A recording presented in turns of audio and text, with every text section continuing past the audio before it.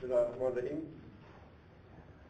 با حضرات برادرای عزیز مطبوعات، صبح خوش آمدین، صبحتان بخیر. مردم افغانستان و خودم بسیار افتخار داریم، بسیار خوش هستیم که امروز جناب ما جورج بوش رئیس صاحب جمهور امریکا را با خود داریم و خوشحال هستم از ایشان تشکر میکنم که اینا دعوت ما رو پذیرفتن، دعوت را که من در سفر اخیر خود به امریکا به اینا پیش کردم و باز به تعقیب از او پیام‌های متعددی برشان روان کردم برای آمدنشان به افغانستان و دلیلی که ما میخواستم که جناب ما به ایشان به افغانستان حتما پیش از اینکه دوره کارشان ختم شد سفر کنن.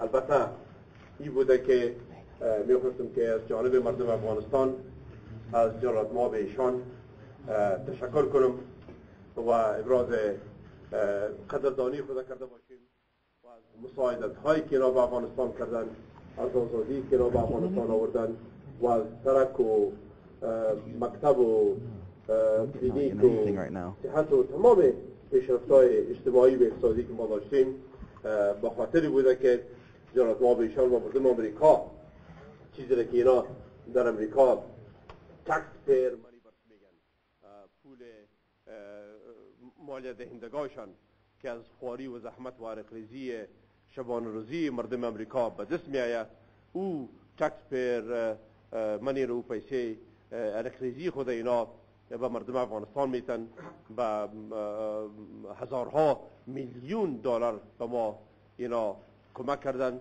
از اینا تشکر میکنم. فقط افسوس ما از این است که ما میخواستم که جناب رئیس صاحب جمهور زیادتر کت ما باشن، شوکت ما باشن و چاشکت ما باشن تا ما بتونیم که سلام خانه را ترتیب کنیم و مردم افغانستان از گوشه و کنار کشور بزرگا و ریش سفیدا و علمای ما تشریف بیارن تا به تعداد 1,000 نفر باشن و از ما بهشان شخصا مردم افغانستان حضوری تشکر کنن و قدردانی کنن. خب اینا بسیار مصروف هستن و اونا نمیتونستن، از آمدن فعلیشان هم بسیار تشکر میکنیم و امیدوار هستیم که در آینده فرصتی پیدا شد که مردم افغانستان از اینا تشکر کنن و از مردم امریکا تشکر کنن. امروز ما صحبت‌های دوستانه و بسیار خودمانی داشتیم بین خود، راجع به معدنیات افغانستان صحبت کردیم و راجع به یک صحبتی که ما و جناب رئیس صاحب جمهور آقای بوش با هم در امریکا داشتیم در مورد معدن مس عینک که قابل یادآوری است امروز که برادرها و خواهران ما در اینجا خبر شوند. و این بود که یک کمپانی امریکایی هم در معدن مس عینک دلچسپی داشت و ما اینا رو پرسیدیم که شما چی فکر میکنید ما این مس عینک میخوایم که بتیم به قرارداد و از شما هم از کانادا هم آقای رئیس جمهور فرمودن که افغانستان باید به کسی این معدن مس عینک بده که پیسه زیادتر برتان میده که منفعت بزرگتر شما دو باشه، پشت منفعت خود بگردین و ورمترم شد و از اینا به خاطر این نیت نیکی که به افغانستان دارن بسیار تشکر میکنیم. بسیار خوش آمدن به افغانستان و خدا کنه که دوباره بازم به افغانستان سفر کنن و در کوهها و در درهای زیبای ما بیاین و بگردن و ما با برایشان باشیم. Most welcome, Mr. President. Thank you, sir. Most welcome. Yes, thanks, Mr. President. It's good to be with a dear friend. You and I have spent a lot of time together, and we have done a lot of work together, all aiming to give the people of Afghanistan a better life. And I'm proud to be with you. I hope you understand why it is important for me to get back to Washington, and that is because my wife expects me to be back in Washington. We have a holiday reception at the White House, and so I'm going to have to hustle back. Okay. After all, I did sneak out of town under the dark of night, and now I'm going to go back home, having visited this important country. So thanks for having me. And she sends her best. As you well know, that Laura's, one of her great passions is to stand with the courageous women in Afghanistan. And I can assure you, Mr. President, that after our time in Washington, we both look forward to continuing to stay in touch and to continuing to stay engaged with the people of Afghanistan. So Laura sends her deep respect and great affection for the people of Afghanistan.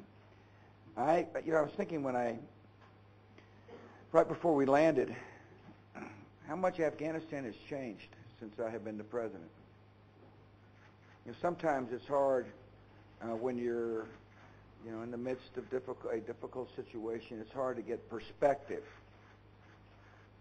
In 2001, the Taliban were brutally repressing the people of this country. I remember the images of women being stoned, or people being executed in the soccer stadium because of their beliefs. There was a group of killers that were hiding here and training here and plotting here to kill citizens in my country. Right after the attacks, I made it abundantly clear that we would bring people to justice for our own security, and made it abundantly clear that if a group of people harbored a terrorist, they were equally as guilty as a terrorist. And we gave the Taliban an opportunity to respond. They didn't. And American troops proudly liberated the people of Afghanistan. That's what life was like. Now, we could have replaced, one power person with another. That would have been, I guess, the easy route. And then just left it behind, said we've done our duty, and we've upheld the doctrine, and said, okay, we're now going to take this group, replace them with this group, and just got out of the way. But that's not, that one didn't learn the lessons of the 80s and 90s, and secondly, the interest is to build a flourishing democracy as an alternative to a hateful ideology. And it's not easy work. Afghanistan is a huge country. The road system is not nearly as well developed as a lot of other countries. You're just beginning to develop your resource base in a way that I hope benefits the people of Afghanistan. After all, it's their resources. It's difficult because extremists refuse to accept the beauty of democracy. They've got a different vision, and so therefore they're willing to kill innocent people to achieve their objectives. There has been a lot of progress since 2001. After all, girls are back in school. I happen to believe that's important.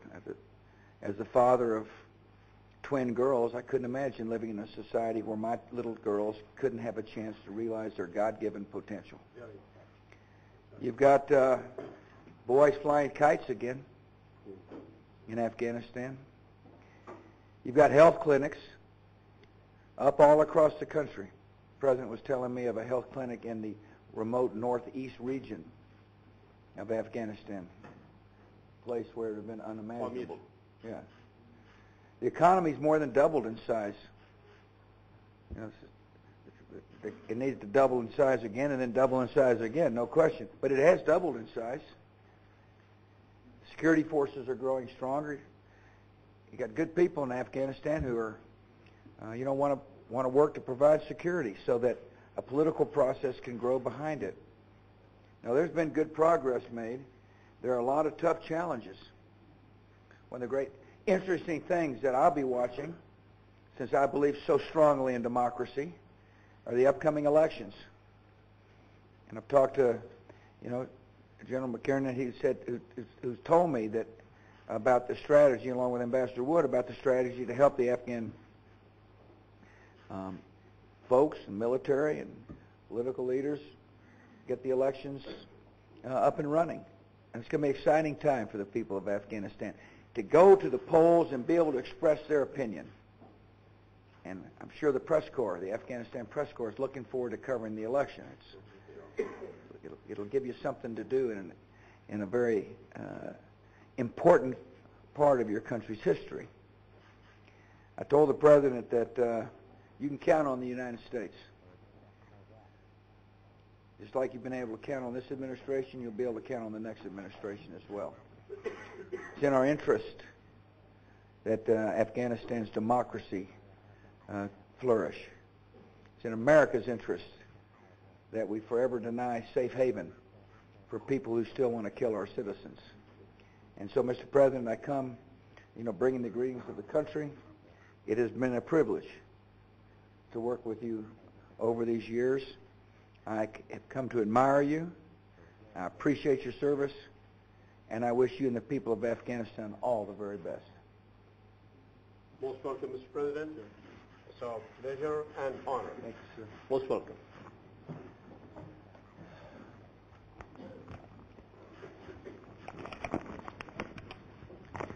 This is Zubair Babakar Khil from Peshawar, Afghan News. My question is from His Excellency, the President of the United States. First, if President-elect Obama brings any change in the war against terrorism in Afghanistan, or any change in the strategy towards Afghanistan or in the policy, being from the Republicans, will your party support his plannings? And second, regarding the safe havens in Pakistan and the terrorists in Pakistan, what's your message to Obama that how he should deal with Pakistani government regarding terrorists, about using diplomatic ways or using military? Yeah, thank you.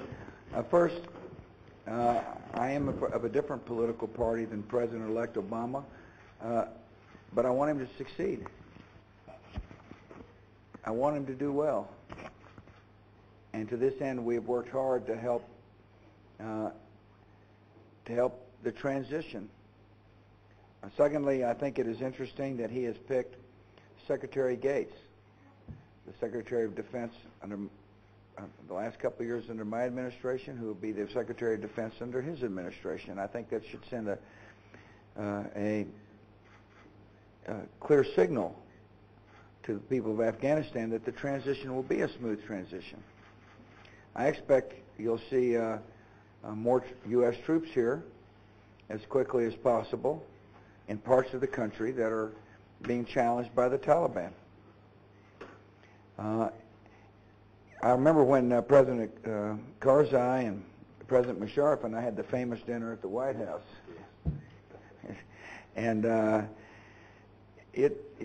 discussions really are the same today as they were then, and that is that extremists and terrorists and people who use car bombs and suicide bombers to achieve political objectives are a threat to all of us, and that there needs to be a comprehensive strategy in helping the Pakistan government deal with those who bring great harm on their citizens and bring harm on the citizens of Afghanistan. And so to answer your question, I think we need to have a collaborative strategy. We need to work together in a constructive way. And we are making progress along those lines. I was with President Zardari, and I think it was in New York, and I never met him before. And I was reminding him that I'm a person who said that we will defend our country and defend our people. The most important job for the President of the United States is defend our people from attack. He said, you don't have to talk to me about extremists attacking people. Extremists killed my wife. And so there's a lot of consultations going on with the President. I think you're going to be meeting with President Zardari soon. And that's good, and I appreciate that. Olivier. Thank you, Chairman. One question for the two of you. Canada has announced it's pulling out in 2011. South Korea is already gone. In that context, are you concerned about the level of international support for the war here, and are the 20,000 additional U.S. troops enough to bring this conflict to a close? Well, first of all, as you know, I've always relied upon our military commanders to make the recommendations necessary to achieve the objectives we've set forth. We have added troops twice during my presidency, obviously in the initial move in, and then we added troops to that. I've announced we're going to send in more troops, and then, of course, the Obama administration will be analyzing the situation, and it sounds like that they intend to expedite sending more troops in. So, and why do we do that? Because this is what our generals suggest we do. To answer your question, this is going to be a long struggle. First of all, this doesn't end tomorrow. Ideological struggles take time. As a civil society with firm political institutions begin to develop, extremism begins to wither. It gets marginalized, and then it withers away. And so it's going to take time. I can't tell you what the troop levels will be needed. All I know is our general said, this is what we need now. And I listened to them, and I'm confident President-elect Obama will listen to the commanders as well.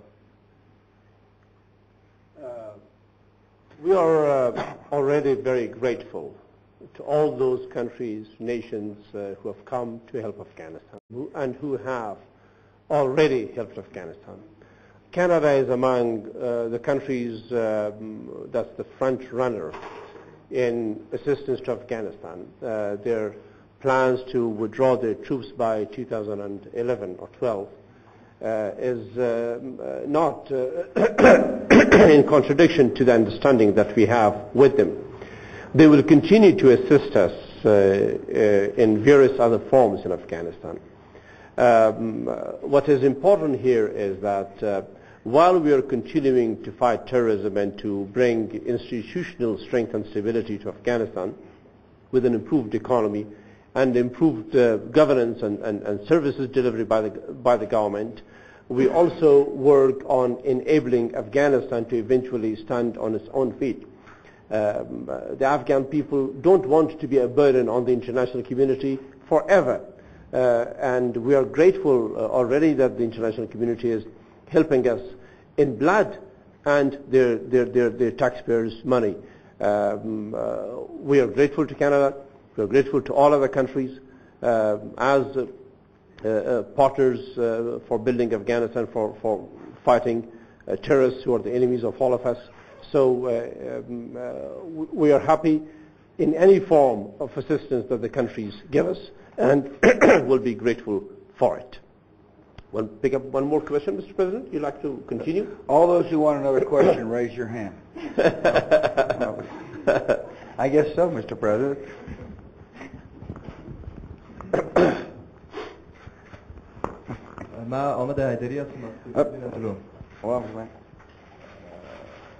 سوال من از آقای رئیس جمهور بوش است.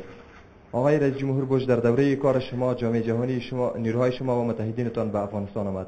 در 7 سال گذشته هزاران افغان در سراسر افغانستان کشته شدند. در 7 سال گذشته خشونت‌ها با گذشت هر روز افزایش داشت. هزارها افغان در فقر به سر میبرند. شعار شما که بازسازی افغانستان بود، چنانه که مردم آرزو داشتند انجام نیافت. تا پایتخت افغانستان برق و سرک نداره.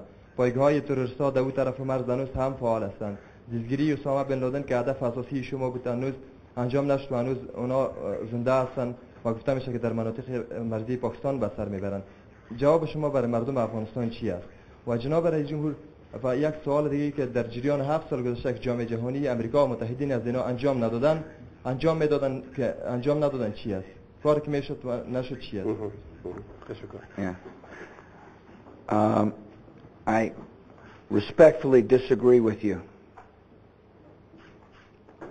The Taliban was brutalizing the people of Afghanistan, and they're not in power. And I just cited the progress that is undeniable. Now, is there more work to be done? You bet. I never said the Taliban was eliminated. I said they were removed from power. And I said girls are going back to school. And boys are flying kites. And health clinics are opening. And the number of university students is dramatically expanding. And the number of schools around the country is growing. And there's a ring road built. Yeah, there's no question there's the Taliban that wants to fight back. Why? Because they want to regain power. They can't stand the thought of a free society. And they're lethal. And they are tough. No question about it. No question about it. So therefore, is a suggestion because they're tough that we just withdraw, that it's too hard work? Now, as far as I'm concerned, I think it's necessary work. And it's in the interest of the United States that we not allow Afghanistan to become a safe haven again for Al-Qaeda. Al-Qaeda is greatly weakened since 2001. As a matter of fact, they at one point declared the most central front in the war on terror in Iraq, where they're doing very poorly. And they're not doing so well here either. Now, they can hide in remote regions. They can hide.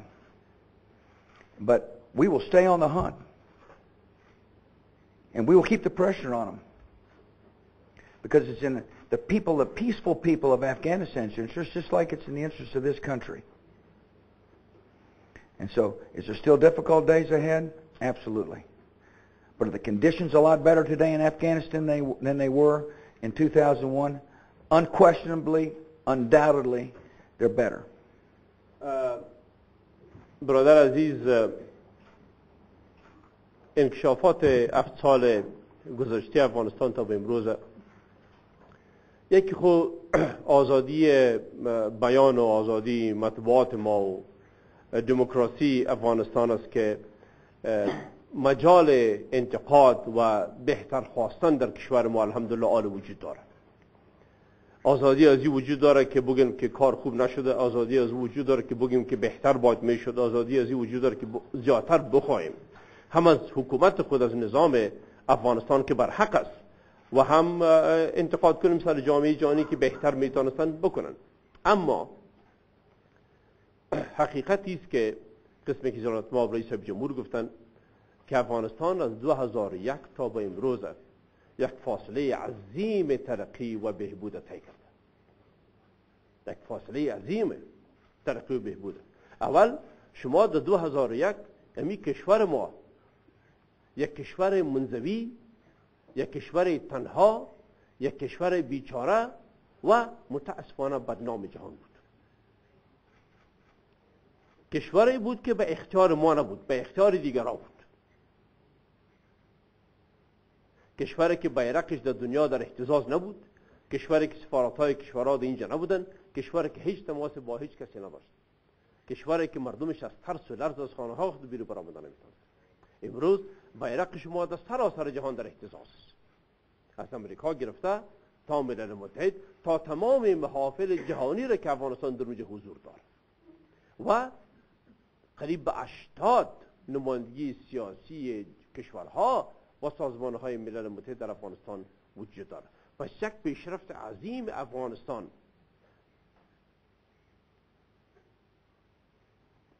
آمدن افغانستان دوباره به صحنه جهانی است. موجودیت افغانستان دوباره به صحنه جهانی است که بدون کمک امریکا ناممکن بود.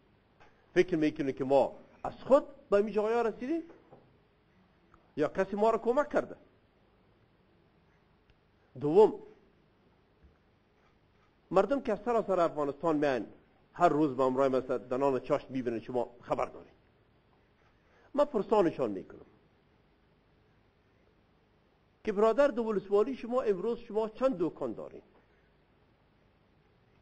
جایی نبوده که ما پرسان نکردیم و اونا تعداد دکانها و بازار خود نسبت به 7 سال گذشته 4 برابر، 5 برابر، 3 برابر اضافه تر نگفته باشه.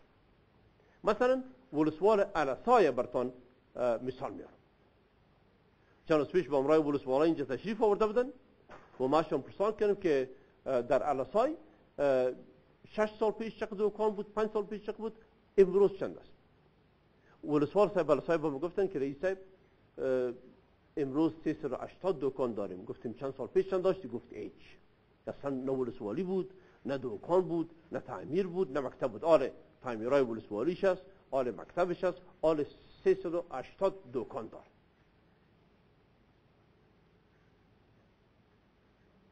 پس مملکت ما الحمدلله که پیشرفت بسیار عظیمی داشته. هنوز هم در جمله غریبترین کشورهای جهان هستیم، ولی از بدبختی دیروز که بسیار بهتر هستیم. کشور ثروتمند نیستیم و نخواهد تا چندین سال دگان باشیم. ثروتمندی ما به این تعلق داره که ما چقدر کوشش خواری میکنیم خود ما.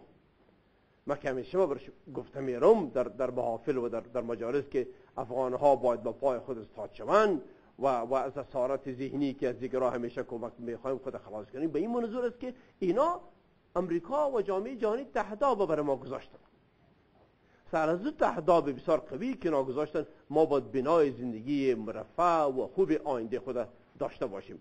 و جناب ما رئیس جمهور نگفتن که شاید خبر نداشته باشن که ما با کمک اینها اضافه تر از 3500 کیلومتر سرک بسیار پخته و اساسی داریم و قریب به 1000-2000 کیلومتر سرک دیگه که در اطراف افغانستان ولسوالی ما حتی با هم از طریق سرک‌های پخته بسته هستند و تشکر میکنیم. البته غربت بیچارگی ما دوام پیدا میکنه تا خود ما خواری نکده و از رقریزی خود کار نکنیم و خود پولدار و ثروتمند نسازیم. Mr. President. Thank you. Stephen Lee.